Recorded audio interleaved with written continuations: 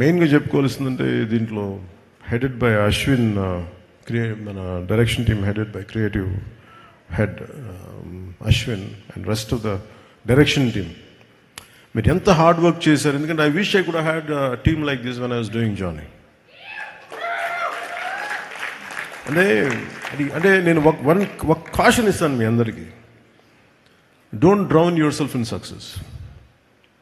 ఎందుకంటే సక్సెస్ రాగానే నేను ఫేస్ చేసినట్టు చెప్తాను, ఖుషి అయిపోగానే ఆ సినిమాలో భాగస్వాములను ప్రతి ఒక్కళ్ళు, నేను ఎప్పుడు టీం వర్క్ నమ్మేవాడిని. నాతో ఉండే టీం అందరూ they thought they are, it's because of them. నేనే లేకపోతే ఈ షాట్ వచ్చినది కదా, నేనే లేకపోతే ఇట్లా విడిపోయారు అందరు. నాకు జానీకి స్టార్ట్ చేయకముందే నాకు తెలిసిపోతుంది టీమ్ స్పిరిట్ లేదు ఈ సినిమాకి అని. నిస్సహాయతతో తపన పడేవాడిని. అంటే ఈ సినిమా చేసేటప్పుడు ఒక దర్శకుడు, ఒక రైటర్ కూర్చోబెట్టి చేసేటప్పుడు ఆ ఇన్స్పిరేషనల్గా